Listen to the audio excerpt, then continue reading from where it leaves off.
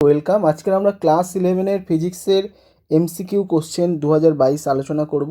অর্থাৎ যে এমসিকিউগুলোর উপর সবাইকে আমি জোর দিতে বলবো। এমসিকিউর তো কোনো সাজেশন হয় না, আগে থেকেই বলেছি, কিন্তু আমি এই রকম উদাহরণের মাধ্যমে, এরকম এমসিকিউ আলোচনা করার মাধ্যমে আমি মোটামুটি এমসিকিউর কনসেপ্টটা সবাইকে দিয়ে দেবো। তোমাদের সবাই রিকোয়েস্ট, এমসিকিউ যে কটা আমরা ভিডিও ক্লাস দেবো সেগুলো দেখো, দেখবে এমসিকিউর কনসেপ্টটা ক্লিয়ার হয়ে যাবে। তো প্রথম প্রশ্ন কি আছে, এটাও একটা বইয়ের এমসিকিউ, আমার নিজের তৈরি করা এমসিকিউ না, বাট বইটা অন্য একটা বই, অন্য একটা সালের বই, ঠিক আছে। বাট সেখানে এমসিকিউগুলো খুব ইম্পর্টেন্ট ছিল, সেই কারণে সেই এমসিকিউগুলো কালেকশান করেছি। অর্থাৎ যে এমসিকিউগুলো আমি কালেকশান করছি সেই এমসিকিউগুলোর উপর জোর দাও। কিছু কিছু এখানে ম্যাথ থাকবে, সেই ম্যাথগুলোকে আমি একটু এড়িয়ে চলে যাব, কারণ ম্যাথ যদি আমি বোঝাতে যাই তাহলে একটা হিউজ টাইম লাগবে। যারা বুঝতে পারবে না বা কেন হচ্ছে না তারা আমাকে হোয়াটসঅ্যাপে রিকোয়েস্ট করবে, স্যার আপনি বলে গেছেন আর এটা কেন হচ্ছে বুঝতে পারছি না, তাদেরকে আমি নিশ্চয়ই বলে দেবো। প্রথম প্রশ্ন, একটি আদর্শ গ্যাসের চাপ দেওয়া আছে পি, আয়তন প্রতি গড় শক্তি ই, তাহলে তাদের মধ্যে প্রকৃত সম্পর্ক কি? এই প্রশ্নটা করা হয়েছে। তো এদের মধ্যে চাপ এবং শক্তির মধ্যে সম্পর্ক তাহলে কি হবে? পি ইকুয়াল টু 2/3, তার মানে অপশান সি এইটা। বুঝতে পারছো? নেক্সট হচ্ছে তাপীয় সাম্যাবস্থায় গ্যাসের অণুর গড়বেগ। তাপীয় সাম্যাবস্থায় গ্যাসের অণুর গড়বেগ কী হয়? টি কিউর সাথে, অর্থাৎ যে তাপমাত্রা তার কিউবের সাথে সমানুপাতিক, না টি স্কোয়ার তাপমাত্রা স্কোয়ারের সাথে সমানুপাতিক, নাকি রুট টি এর সাথে সমানুপাতিক? এইটাই হবে, রুট টি এর সাথে সমানুপাতিক। ওকে, যদি বোল্টজম্যান ধ্রুবক এবং টি তাপমাত্রা হয় তাহলে গ্যাসের অণুর গড় গতিশক্তি কত হবে? এটা খুব ইজি প্রশ্ন, 3/2 কেটি এটা হবে। এর মধ্যে কিন্তু এইটা সত্যি খুব ইম্পর্টেন্ট প্রশ্ন। নেক্সট, 4 গ্রাম হাইড্রোজেন গ্যাসের আদর্শ গ্যাসের সমীকরণ কত হবে? তো আমরা জেনারেলি কি জানি, পিভি ইকুয়াল টু এনআরটি। তাহলে 4 গ্রাম হলে তার ওজন কত হবে? একটু কমে যাবে। এর একটা ক্যালকুলেশান আছে, আমি ওরকম গ্রাম হিসেবে না, এনের সাথে একটা মোলের সাথে ভরের একটা ক্যালকুলেশান আছে, সেটা করলে দেখবে এটা আসবে পিভি ইকুয়াল টু 2RT। যারা বুঝতে পারবে না আমাকে জিজ্ঞেস করো। ভ্যান্ডারস্কল সমীকরণ P A plus V square V minus E RT এর মাত্রীয় সংকেত। এটা ডাইরেক্ট প্রশ্নও দেয় অনেক সময়, মানে 1 নম্বরে শর্ট প্রশ্নও দেয়। সেটা কত হবে? ml5T⁻⁻T। এটা মনে রাখা উচিত প্রত্যেকের, এটা খুব ইম্পর্টেন্ট প্রশ্ন। প্রদত্ত কোনটি আদর্শ গ্যাসের জন্য সত্য নয়? আদর্শ গ্যাস অণুগুলি এলোপাতাড়ি ছোটাছুটি করে, না এটা সত্য। আদর্শ গ্যাস অণুগুলি পরস্পরকে আকর্ষণ করে, এইটা কিন্তু সত্য কথা নয়। গ্যাসের গতীয় তত্ত্ব অনুসারে অণুগুলির মধ্যে কোনো আন্তঃআণবিক আকর্ষণ বল নেই, সুতরাং অণুগুলির মধ্যে কি আছে? তো অণুগুলোর মধ্যে কি আছে? রৈখিক ভরবেগ নেই, গতিশক্তি নেই, হ্যাঁ, অণুগুলোর মধ্যে কিন্তু কোনো স্থিতিশক্তি নেই, কোনো স্থিতিশক্তি নেই। গ্যাসের দুটি নমুনার চাপ, আয়তন ও তাপমাত্রা যথাক্রমে PVT আর একটা আছে 2P V/4 2T। দুটি নমুনায় অণুর সংখ্যার অনুপাত কত? দুটো নমুনায় অণুর সংখ্যার অনুপাত কত? যদি আমরা অণুর সংখ্যার অনুপাত করি, এটা একটা ক্যালকুলেশান, তোমার দুয়ারির বইয়ের পিছনে দেখবে অনেক সময় থাকে। এটা ডাইরেক্ট তোমার এমসিকিউ আকারেও দিতে পারে, এখানে দিয়েছে, তো একটু দেখলে পেয়ে যাবে, না হলে আমাকে বলো, আমি লক্ষ্য করবো। এটা হবে, উত্তর হবে 4:1। ম্যাথামেটিক্যাল ক্যালকুলেশনগুলো আমি বলতে পারছি না, কারণ অনেক এমসিকিউ তো অনেকটা টাইম চলে যাবে। কোনো আদর্শ গ্যাসের দুই আপেক্ষিক তাপের অনুপাত গামা হলে ওই গ্যাসের অণুর স্বাধীনতার মাত্রা কত হবে? দুটো আদর্শ গ্যাসের আপেক্ষিক তাপের অনুপাত দিয়েছে গামা, তাই তো, তাহলে স্বাধীনতার মাত্রা কত হবে সেটা আমাদের বের করতে বলেছে। তো এইটা তো সবাই জানে যে স্বাধীনতার মাত্রার সাথে সূত্র 2/γ-1। 27°C উষ্ণতায় বড় ফ্লাক্স বায়ুপূর্ণ রয়েছে, ফ্লাক্সটি অর্ধেক বায়ু বের করতে হলে ফ্লাক্সটির উষ্ণতা কত হবে? এই প্রশ্নটি করা হয়েছে, এর উত্তর কী হবে? Option B, 327°C। করে দেখবে, কিন্তু আমার কথায় বিশ্বাস না, করে দেখবে, না পারলে আমাকে বলবে। একটি আদর্শ গ্যাসের উষ্ণতা 27°C থেকে পরিবর্তিত হয়ে 927°C হলে গ্যাসের অণুগুলির আরএমএস বেগ প্রাথমিক বেগের কী হবে? প্রাথমিক বেগের কী হবে? কী হবে? অর্ধেক হবে। প্রাথমিক বেগের কী হবে?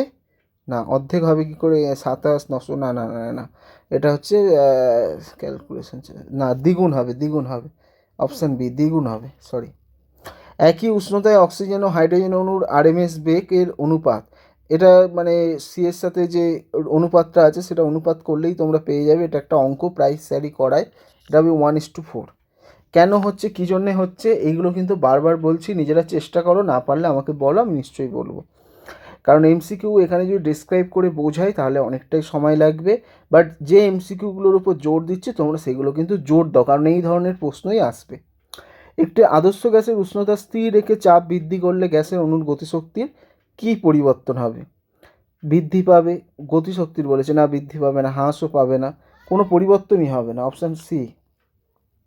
যদি একটি দ্বিপারমাণবিক মৌলের দুটি পরমাণু স্পন্দিত হয়, দুটো পরমাণু, এটা এটা কিন্তু খুব ভালো প্রশ্ন, এটা একটা ভালো প্রশ্ন, নতুন ধরনের প্রশ্ন, যে দুটো পরমাণুর স্পন্দিত হয় তবে মৌলটি রৈখিক গতির স্বাধীনতার মাত্রা 3, আবর্তন গতির স্বাধীনতার মাত্রা 2, স্পন্দনের স্বাধীনতার মাত্রা 2, না সবগুলোই ঠিক, কোনটা হবে? তো এখানে ওরমভাবে পারফেকশান বলা যাবে না, এখানে সবগুলোই ঠিক বলা যায়। একটি এক পরমাণু আদর্শ গ্যাসে কিউ পরিমাণ তাপ প্রয়োগ করলে গ্যাসটি স্থির চাপে প্রসারিত হয়। প্রদত্ত তাপের যে অংশটি কৃতকার্যে রূপান্তরিত হয়, যে অংশটি কৃতকার্যে রূপান্তরিত হয় তার মান কত হবে?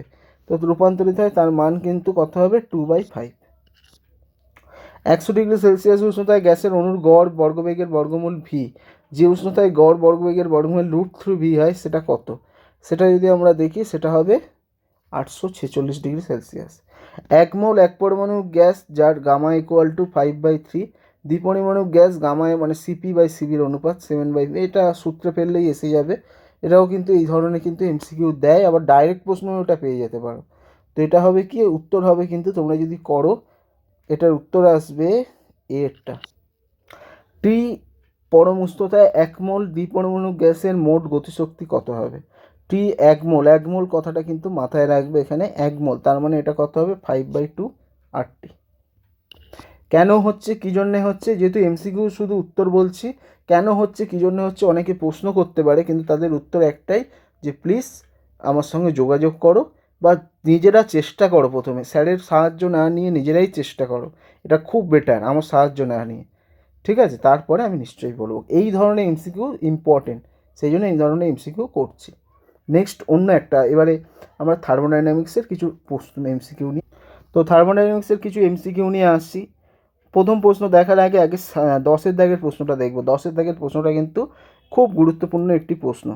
বলছে দ্বিপরমাণবিক যে কোনো গ্যাসের 1 মোল এর ক্ষেত্রে সিবি দেওয়া আছে 5/2, তাহলে গ্যাসের আপেক্ষিক তাপের অনুপাত, তাহলে সিবি থেকে আমাদের প্রথমে কি সিপিটা বের করে নেবে, সিপিটা বের করে নিয়ে অনুপাত করলে দেখবে, এটা এই ধরনের প্রশ্ন কিন্তু খুব দেয়। উত্তর হবে 7/5। একটি আদর্শ গ্যাস সমুষ্ণ প্রক্রিয়াতে প্রসারিত হলে তার অন্তর্নিহিত শক্তি, এটা এটা কিন্তু খুব ইম্পর্টেন্ট। তারপরেরটা বলছি, একটি আদর্শ গ্যাস, এইটা বলছি, আদর্শ গ্যাস সমুষ্ণ প্রক্রিয়ায় প্রসারিত হলে তার অন্তর্নিহিত শক্তি কি হয়? সমুষ্ণ প্রক্রিয়ায় যদি প্রসারিত হয় কি হবে? আমরা কনসেপ্টগুলো আমরা সবই জানি, যে তার কিন্তু ইন্টারনাল এনার্জি কোনো চেঞ্জ হবে না, বাড়বে না, কমবে না, কিছুই হবে না। নেক্সট হচ্ছে যদি আমরা বলি পরের প্রশ্ন, ঊর্ধ্বতাপ 2 মোল পরিমাণ ইন্টারনাল এনার্জির 2 জুল পরিমাণ হ্রাস পেয়েছে, গ্যাসটির পরিমাণ কি কার্য করেছে? তাহলে এর উত্তর কী হবে? Option C, 2 joule. রুদ্ধতাপ প্রসারণ একটি আদর্শ গ্যাস কোন সম্পর্ক মেনে চলে? তো রুদ্ধতাপ প্রসারণের সূত্র আমরা প্রায় জানি, এটা কি পিভি গামা = ধ্রুবক। এবারে আমরা 7, 8, 9 একটু দেখি। 7, সত্যি কথা বলতে এইগুলো এই এমসিকিউগুলো একটু ডিসক্রাইব করে করালে ভালো হয়, কিন্তু ব্যাপারটা হচ্ছে প্রত্যেকটা যদি আমি ডিসক্রাইব করি তাহলে কিন্তু একটা ভিডিও 10 থেকে 15 মিনিটের যে ভিডিও আমি করছি, ঠিক আছে, সেটা বিশাল লেন্দি হবে, যেই কারণে আমি এমসিকিউগুলো শুধু, যে এই এমসিকিউগুলোর বা এই টাইপের এমসিকিউগুলোর উপর জোর দাও, নিজেরা চেষ্টা করো, না পারলে অবশ্যই আমাকে বলো।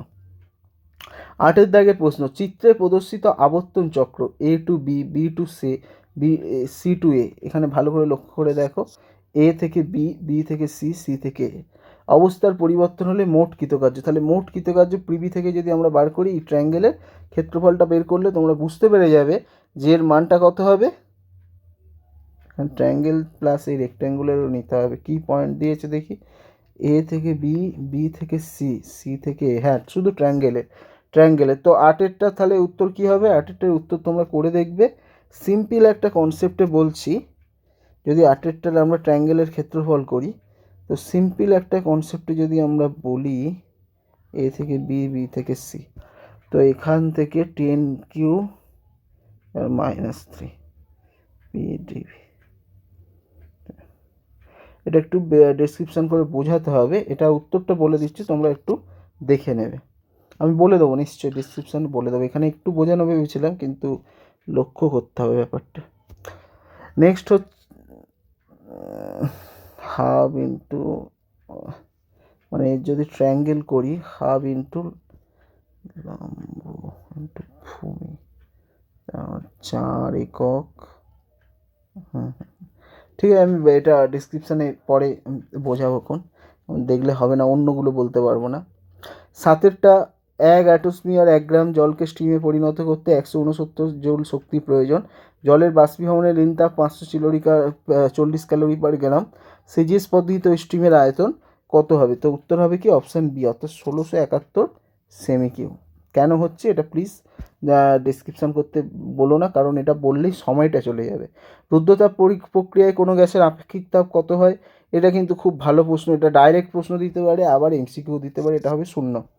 একটি গ্যাসের রুদ্ধতাপ প্রসারণে বাহ্যিক কৃতকার্য ডেল, যেটা ডেল ডব্লু, সে ডেল ডব্লু কি অলওয়েজ গ্রেটার দেন 0 হবে। একটি সমষ্ণ লেখন নতি সর্বদা রুদ্ধতাপ লেখন নতির ন্যায়, রুদ্ধতাপ লেখন নতি অপেক্ষা বেশি, রুদ্ধতাপ লেখন নতি অপেক্ষা কম, নাকি কোনোটাই নয়? তো উত্তর হবে রুদ্ধতাপ লেখার সমষ্ণ অবশ্যই কি প্রমাণ আছে, সমষ্ণ রুদ্ধতাপ লেখার নতির কম দেখাতে হবে। পি চাপে এক পরমাণু গ্যাসের আয়তন সমষ্ণ প্রক্রিয়ায় বৃদ্ধি পেয়ে ভি থেকে 2B হলো, তারপর ঊর্ধ্বতাপ প্রক্রিয়ায় তার বৃদ্ধি থেকে 16B হলো। তাহলে গ্যাসের অন্তিম চাপ কত হবে বের করতে হবে। তো উত্তর হবে কি অপশান সি। একটু করলেই বুঝতে পারবে এটা। সমষ্ণ পিভি লেখচিত্রের অনুপাত, সমষ্ণ রুদ্ধতাপ প্রক্রিয়ায় পিভি লেখ নতির মাত্রার অনুপাত কত হবে? তো উত্তর হবে কি অপশান এ। তাপগতিবিদ্যার দ্বিতীয় সূত্র কোনটা থেকে পাই? তাপগতিবিদ্যার দ্বিতীয় সূত্র আমরা কোনটা থেকে পাই? অবশ্যই বস্তুদের মধ্যে তাপ বিনিময়ের প্রবাহের অভিমুখ থেকে। যখন জল জমে বরফ হয় তখন কি হয়? যখন জল জমে বরফ হয় এন্ট্রপি হ্রাস পায়। একটি কান্ন ইঞ্জিনের উৎস 40 ক্যালোরি তাপ শোষণ করে, শীতল আধারে 30 ক্যালোরি। 19-এর প্রশ্ন, উৎসের তাপমাত্রা 320 কেলভিন হলে শীতল তাপধারের তাপমাত্রা কত হবে? এটা আমাদের বের করতে হবে, তোমরা করলেই বুঝতে পারবে। 22-এর দাগের এটা সি উত্তর হবে। নেক্সট হচ্ছে পিভি লেখচিত্রে একটা দেয়া আছে, এখানে পিভি লেখচিত্র দেখায় যখন VA VC equal to VB VD VC V, এটা একটু ডেসক্রিপশান করে বোঝালে হয়। তো এটার যদি আমরা বলি, এখানে পিভি একটা লেখচিত্র দেয়া আছে, ভালো করে লক্ষ্য করে দেখো। যেহেতু পি এর সাথে ভি এর হচ্ছে মানে ব্যস্তানুপাতিক সম্পর্ক, জেনারেলি কী হবে, এটা যদি এ বিন্দু আর সি বিন্দুর যে অনুপাতটা বি বিন্দু ডি বিন্দুর অনুপাতের গুণফলের সমান হবে এদের দুজনে, মানে V A point V C একটু বোঝাতে হবে। দেখো আমাকে জিজ্ঞেস করে, আমি অবশ্যই বলবো, আশা করছি তোমরা স্যারেদের হেল্প বা এ করলে নিশ্চয়ই পারবে।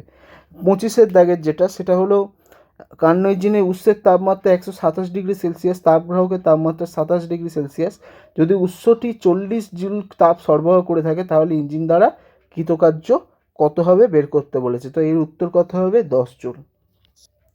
একটি রেফ্রিজারেটর তাপ -3 ডিগ্রি সেলসিয়াস নির্গত হয়, তাপ প্রদান করে 27 ডিগ্রি সেলসিয়াস, এর কর্মদক্ষতা কত হবে? তো কর্মদক্ষতা বার করা যায় না, দুটোর হচ্ছে অনুপাত, তো 27/3, তার মানে কত হবে? 9। সো আজকের মতো টাটা। আমরা এই 15 মিনিটে করলাম বলে কিন্তু আমি যেগুলো ডেসক্রিপশান একটু কোষে করতে হবে সেগুলো বলতে পারলাম না, কারণ সেটা একটা হিউজ টাইম চলে যাবে, যে হিউজ বলতে প্রায় অ্যাটলিস্ট 1 ঘন্টার মতো হবে, সেই জন্য করলাম না। আর অনেকে বলতে পারে স্যার এরম করে কি দরকার, আমরা তো কিছুই করতে পারছি না। ঠিক আছে, 23-এর দাগেরটা মনে হয় বলা হয়নি না, 23-এর দাগেরটা যে দাগ দিয়ে নিই। 23-এর দাগেরটা বলছে একটি পরমাণুর গ্যাসের চাপ পি, রুদ্ধতাপ প্রক্রিয়া আয়তন প্রাথমিক আয়তন 1/8 করা হলো, অন্তিম চাপ কত হবে? তোমরা করে দেখবে, এটার উত্তর হবে অপশান ডি, 32P। তো এই ধরনের আরও কিছু যদি প্রশ্ন তোমাদের জানার থাকে অবশ্যই বলো। আর এখানে যে কেন প্রশ্নের উত্তরগুলো ডেসক্রিপশানগুলো কেন বুঝিয়ে বললাম না বা করলাম না, এর কারণ হচ্ছে এটা এমসিকিউ সাজেশান আলোচনা করছি। এর উদ্দেশ্য যে বোঝানো নয়, বোঝানো সত্যি কথা বলতে গেলে বোঝানো যায়, আমি বোঝাতে পারি, কিন্তু সমস্যা হচ্ছে কি যে এইগুলো কিন্তু বোঝালে একটা হিউজ টাইম যাবে। সেই কারণে যারা বুঝতে পারবে না নিজেরা চেষ্টা করো, বই থেকে হেল্প নেওয়ার চেষ্টা করো, স্যারের কাছ থেকে হেল্প নেওয়ার চেষ্টা করো। যদি না পারো অবশ্যই আমাকে বলো, আমি নিশ্চয়ই তোমাদের হেল্প করবো। কিন্তু টাইপটা দেখাচ্ছি যে কী ধরনের এমসিকিউ সাজেস্টিভ হিসেবে দেওয়া যেতে পারে। যেমন এই দুটোর মাধ্যমে আমরা প্রায় 40টা এমসিকিউ করলাম, আবার 40 থেকে 42 কি 50টার মতো এমসিকিউ করলাম। আবার আরও একটা ভিডিওতে আমরা এরকম চেষ্টা করবো আরও কিছু এমসিকিউ তোমাদের সামনে তুলে ধরার। এইগুলোর মাধ্যমে তোমাদের অনেকটাই নলেজ হবে। তো আবার একদিন দেখা হচ্ছে।